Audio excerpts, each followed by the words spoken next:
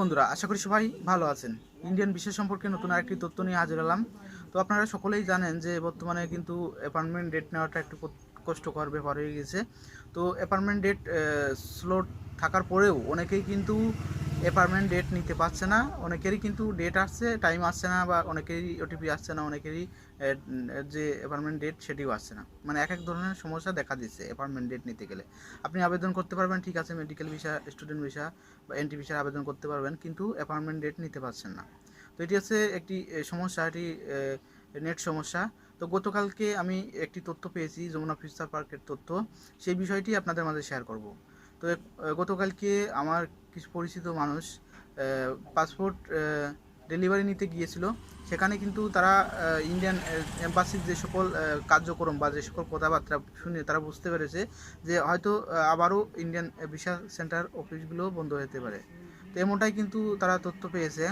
তো বর্তমানে কিন্তু আপনারা সকলেই জানেন যে বাংলাদেশের সাথে কিন্তু ভারতের সম্পর্ক অতটা ভালো না। বর্ডারে কিন্তু প্রতিনিয়ত ঝামেলা হচ্ছে, এবং কালকে ভারতের পররাষ্ট্রমন্ত্রীরা কিন্তু আপনার এই ইন্ডিয়ান রোহিঙ্গারাদের আর কোনো জায়গা দেবে না। বাংলাদেশে যারা যাবে, কোনো হিন্দু বা অন্য কোনো রোহিঙ্গা যারা যে বসবাস করতে চাচ্ছে, তাদের কিন্তু আর কোনো প্রকারের জায়গা দিতে রাজি না তারা।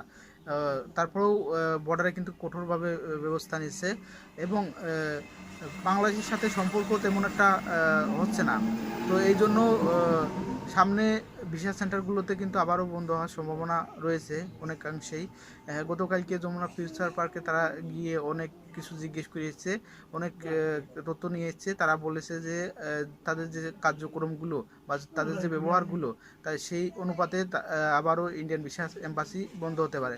কারণ ইন্ডিয়ান ভিসা এম্বাসি আপনার যে সকল কঠোর নিরাপত্তা সেগুলো দিতে পারছে না, এবং বাংলাদেশের সাথে প্রতিনিয়তই কিন্তু বাকযুদ্ধ হচ্ছে। সংবাদ মাধ্যম খুললে আপনার বুঝতে পারেন প্রতিনিয়ত বাকযুদ্ধ হচ্ছে কিন্তু ভারতের সাথে বাংলাদেশের। তো যার কারণে হয়তো সামনে হঠাৎ করেই বন্ধ হতে পারে। তারা বললো আমাকে আর কি, গতকালকে যমুনা ফিউচার পার্কে যারা গিয়েছো তারা তথ্য দিয়ে বললো। তো যাই হোক, আপনারা এখন পর্যন্তও করতে পারছেন আবেদন, পার্মানেন্ট ডেট নিতে পারছেন, জমা দিতে পারছেন, কিন্তু সামনে কী হবে বলা যাচ্ছে না। তো যারা ইন্ডিয়ায় যেতে চাচ্ছেন এই মুহূর্তে, তারা কিন্তু যাদের ভিসা আছে তারা যেতে পারবেন, কোনো সমস্যা নেই, কোনো প্রকারের সমস্যা আছে না এই মুহূর্তে যেতে। অনেকেই ভাবতে পারেন যে ইন্ডিয়ান ভিসা এম্বাসি ঝামেলা করছে, আবার বর্ডারে কোনো ঝামেলা করবে নাকি ইন্ডিয়ায় যেতে। তো আশা করা যায় কোনো প্রকারের ঝামেলা করবে না, আপনারা যে কোনো ভিসা নিয়ে যেতে পারেন। এখন টুরিস্ট ভিসা বন্ধ আছে, তবুও যাদের আগে ভিসা আছে তারাও যেতে পারবেন, কোনো সমস্যা হবে না। তো যাই হোক, আমি যতটুকু তথ্য পেলাম, সামনে কিন্তু বড় ধরনের বিপদ, ইন্ডিয়ান ভিসা এম্বাসি নিয়ে বড় ধরনের বিপদ বা তথ্য শুনতে পারবেন। তো বাংলাদেশের সাথে প্রতিনিয়তই কিন্তু বাকযুদ্ধ হচ্ছে, সংবাদ মাধ্যমগুলোতে তাদের কথা চালাচালি হচ্ছে, এমনকি যুদ্ধের খবরও কিন্তু প্রকাশ হচ্ছে। তো যাই হোক, এই ছিল আজকের তথ্য।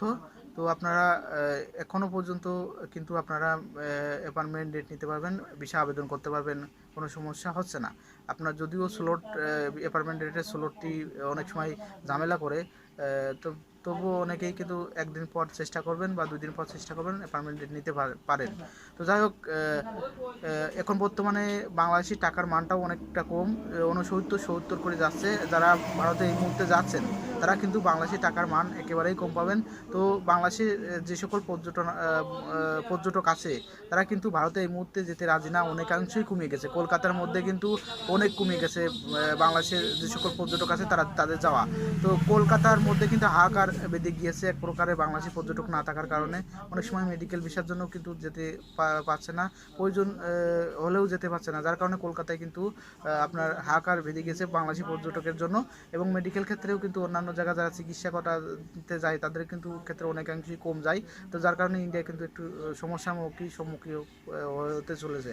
তো যাই হোক, ভিডিওটি যদি আপনাদের ভালো লাগে লাইক কমেন্ট শেয়ার করবেন, এবং আমার চ্যানেলটি সাবস্ক্রাইব করবেন।